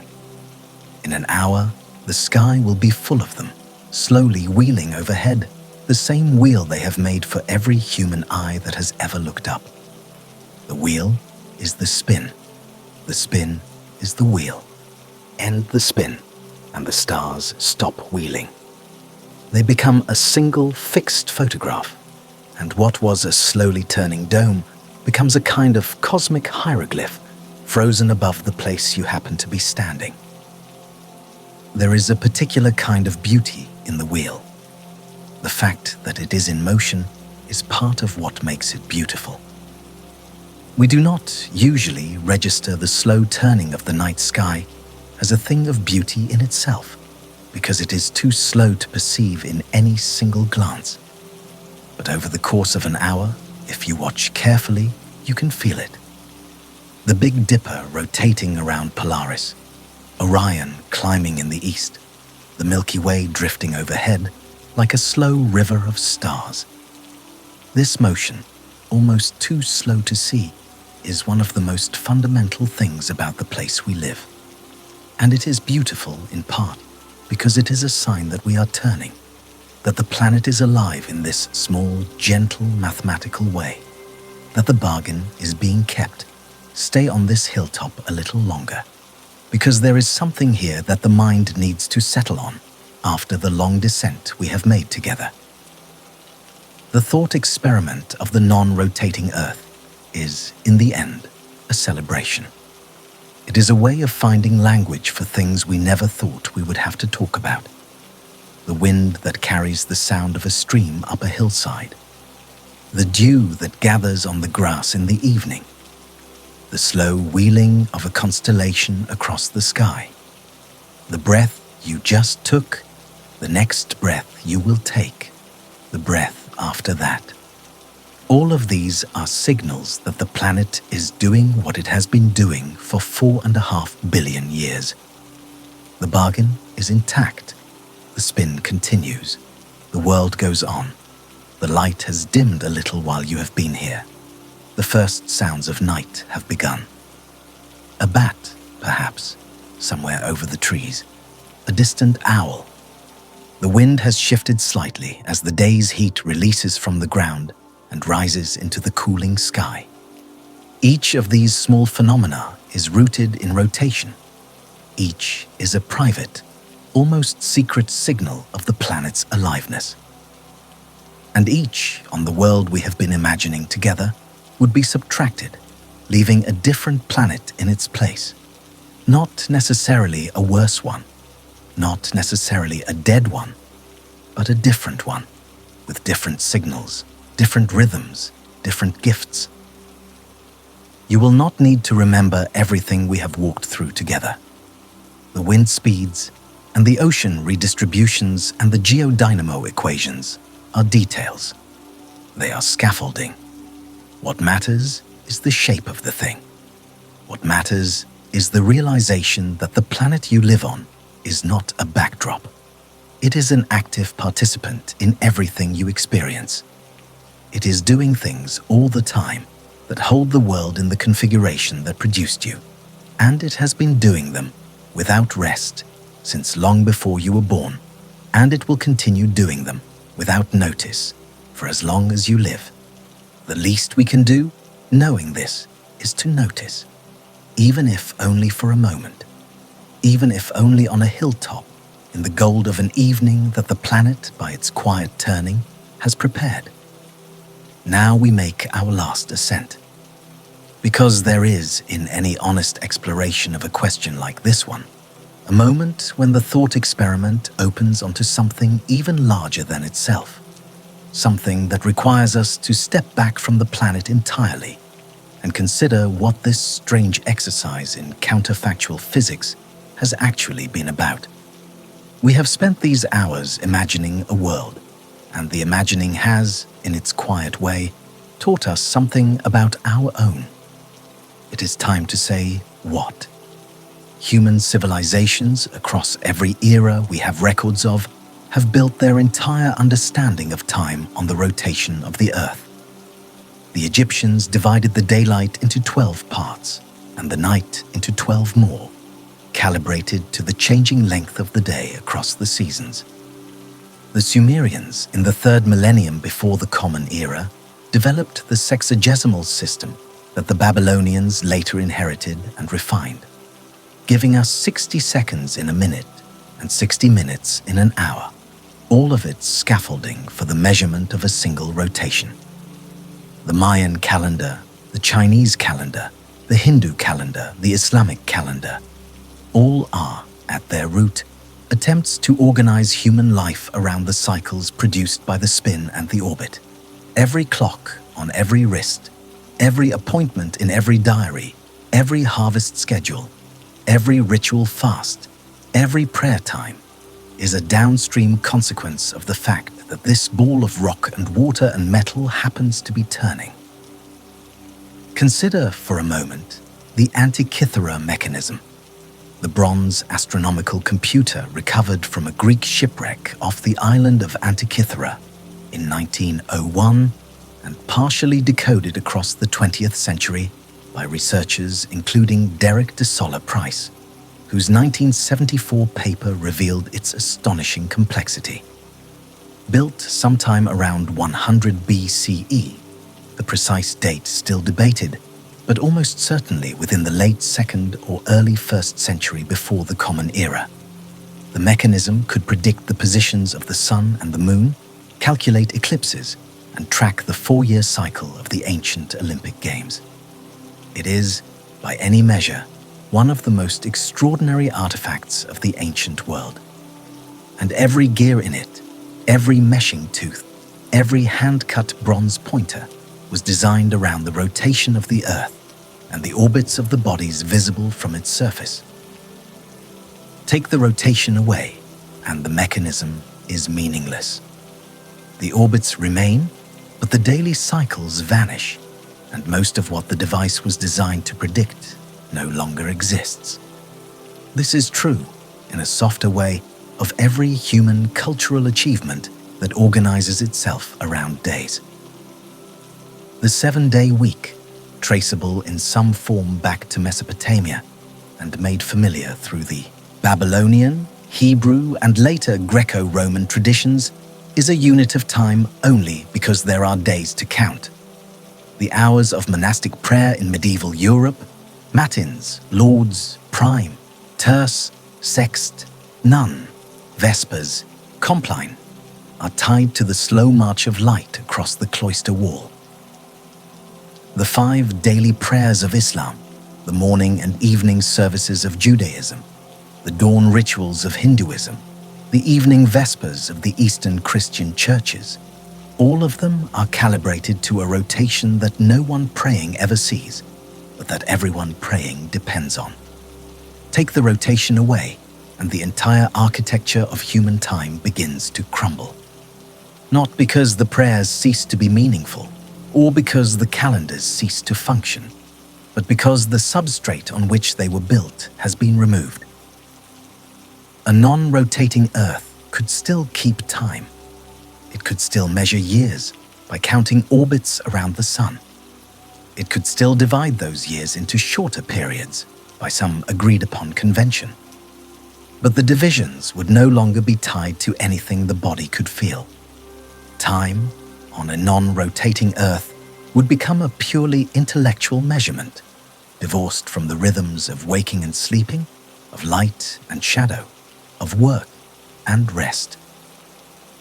It would be, for the first time in human history, abstract. There is a parallel here, perhaps, to what has already begun to happen in modern industrial civilizations.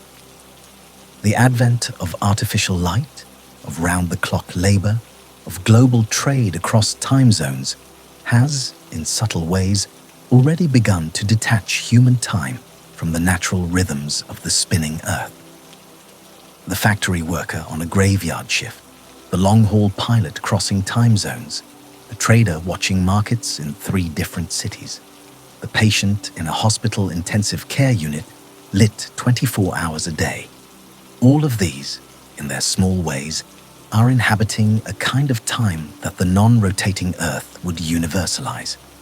The chronobiologists who study these patterns, researchers like Till Roenneberg in Munich, whose work on what he termed social jet lag was published across the 2000s and 2010s, have shown that disrupting the body's circadian rhythms has measurable effects on metabolism, mood, immune function, and life expectancy. We are, even now, in some quiet way, beginning to live as if the planet were not turning. And the cost of that, biologically, is real. So the thought experiment of the non-rotating Earth is, in a strange way, a mirror held up to choices we are already making. We are not, of course, going to stop the planet's spin, but we are slowly, almost without noticing, becoming a species that no longer organizes its days around the planet's day. The dimension of the question becomes ethical, almost. What do we lose when we forget that the spin is what we are made of? What kind of creature do we become when our schedules and our screens and our flights and our cities mute the rhythm that wrote our DNA? There is one more historical parallel worth offering before we close. In 1929, the Soviet Union, in an attempt to industrialize as rapidly as possible, briefly abolished the 7-day week and replaced it with a 5-day week called the Nepririvka, the continuous work week. Each worker was assigned one of 5 colors, and each color had its rest day on a different day of the cycle. The result was that families could not rest together. Friends could not gather on the same day. The collective rhythm of the country, which had been built up over centuries, was shattered in the name of efficiency. The experiment was deeply unpopular, was modified into a 6-day week in 1931, and was finally abandoned in 1940 with a return to the 7-day cycle. It is one of the few times in modern history when a state has tried to reorganize the basic unit of human time. And it failed decisively because the rhythm it was disrupting had been written too deep into the species to be replaced by decree. The non-rotating Earth would be the same experiment, run not at the scale of a calendar, but at the scale of biology itself. It would not be a state attempting to redefine the week. It would be a planet attempting to redefine the day. And the result would not be, in any straightforward sense, the death of life. Life is too resilient for that. The result would be the slow rewriting of every rhythm, every cycle, every clock, until eventually, after enough generations, the species that had once lived on a spinning planet had been replaced by descendants who had never known one. Those descendants, looking back at us, might have difficulty understanding what we mean when we use the word day. They would have inherited in their genes the fading echoes of our circadian clocks, but they would not feel them. The way we, looking back at the early Earth, can describe the 400-day year of the Devonian period, but cannot really feel what it would have been like to live in that compressed, hurried world. This is what the thought experiment, in the end, is offering us. Not a vision of catastrophe, not a warning, but a perspective. The chance to step outside our own time, our own rhythm, our own world, for the length of a long script, and to look back at ourselves with a little more care than we usually allow. The earth is spinning. You are spinning with it. The air around you is spinning. The water in your body is spinning. The bones of your skull, the cells of your retina, the molecules of your blood, all of them are participating in a slow, vast, invisible rotation that has been going on since before the first single-celled organism on this planet ever divided. And it has shaped you, every part of you. From the chemistry of your sleep, to the cadence of your hunger, to the patterns of your memory. You are not separate from the spin. You are an expression of it. And the question of what would happen if the earth stopped spinning is, in the deepest sense, the question of what would happen if you were no longer the kind of creature you are. Now, slowly, we close. The story of the non-rotating earth is one we have walked through carefully, layer by layer, from the wind above your roof to the iron at the planet's center, to the constellations in the sky. We have seen the gale that is not a gale, but a wall of moving air. We have seen the oceans drained from the equator and gather in two great basins at the poles, leaving behind a continuous belt of land that stretches all the way around the world. We have seen the slow flow of solid rock as the equatorial bulge begins to relax. We have seen the magnetic field weaken into incoherence, the protective bubble around the planet shrinking, the upper atmosphere quietly leaking into space across millions of years.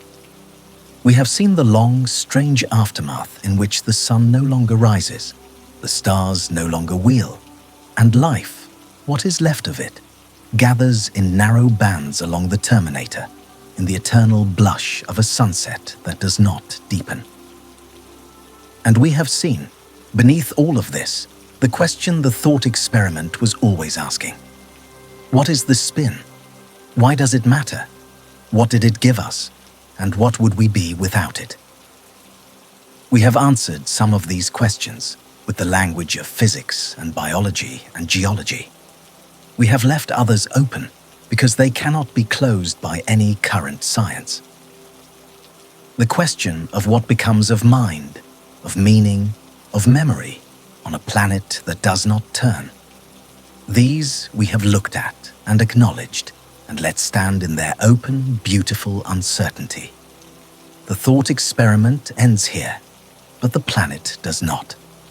Right now, while you have been listening, the Earth has continued its slow, quiet rotation, never breaking rhythm, never asking permission. The breath you took at the beginning of this script was a slightly different breath from the one you are taking now, because the air has moved, and you have moved, and the planet has moved, all of you together in the great coordinated motion that we have spent these hours imagining the absence of.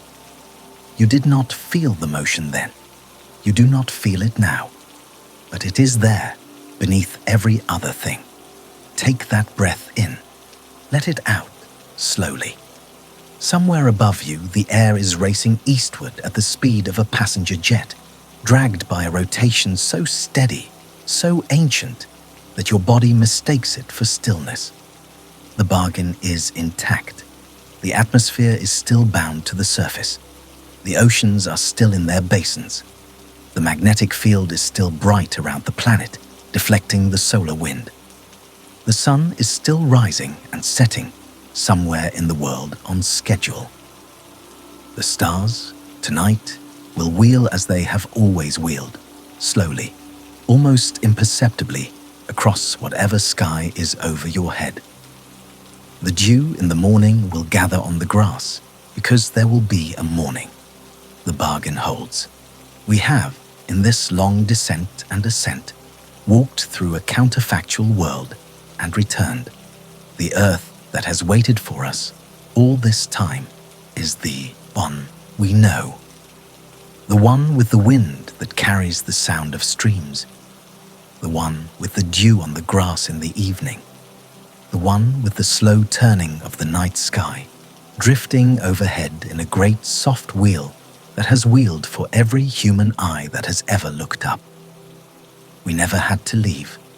We just looked for a little while at what would be subtracted if the planet were ever to grow still. And the look was a kind of thanksgiving. There is no danger in this thought experiment. The Earth is not, in any near future sense, going to stop. The slowing of our planet's rotation, driven by the gentle gravitational handshake with the moon, will take hundreds of billions of years to reach anything like a tidal lock, and the sun will swell and die long before then. The spin we live on is, for any timescale that means anything to us, eternal. What this thought experiment offered us was not a warning. It was an invitation. An invitation to feel for a little while the architecture of the world that produced us, by imagining what would happen if it were quietly removed. And what we found in the imagination is that the Earth's rotation is not a feature of the world. It is the architecture holding the world together. It is the bargain we named at the very beginning, between atmosphere and ocean, crust and core, magnetism and light. Every layer we visited turned out to be, in some essential way, a child of the spin. The wind, the rain, the rivers, the rock, the magnetic field, the day, the night, the stars in motion, the rhythm of the body, the structure of consciousness. All of these are gifts of a particular planet, turning at a particular rate, in a particular orbit, around a particular star. You were never separate from any of it. You are not standing on the planet. You are part of the planet. The same matter that is in your bones is in the bedrock beneath you, and the same motion that carries the bedrock around the axis carries you with it. The spin is not happening outside you. The spin is happening inside you, in the slow molecular oscillations of your circadian clock, in the cyclical rhythms of your hunger and your sleep, in the way your eyes adjust to the lengthening shadows of an evening you have lived through 10,000 times. You are the spin. The spin is you. There is no place where one ends and the other begins. This is the quiet truth at the heart of the question. And it is the reason, in the end, that the thought experiment is not frightening. We have looked into the absence of the spin, and we have found, on the other side of the absence, ourselves. We have found that the wind that would arrive, if the planet stopped, is the very same wind that, today, lifts a kite in a park and carries the smell of coming rain across a field. We have found that the oceans that would drain to the poles are the very same oceans that today lap at the harbor walls and carry the salt of every summer afternoon. We have found that the magnetic field that would slowly fade is the very same field that, today, is dancing as auroras over Tromsø and Yellowknife and the southern coasts of Tasmania, in colors most of the human species will never see in person, but will know about, because they happen, because the field is alive, because the spin is alive. If this changed how you think about the air above your head, or the water in your glass, or the slow turning of the stars at night, then the time was well spent. If you find yourself tomorrow morning registering the dawn just a little differently, as something the planet has prepared for you by turning all night while you slept, then the time was very well spent indeed. The spin will not stop. The bargain will hold. The dew will be on the grass. The streams will carry the sound of running water up the hills. The stars will wheel slowly, almost imperceptibly, across whatever sky is over your bed. Take a slow breath. The air is not still.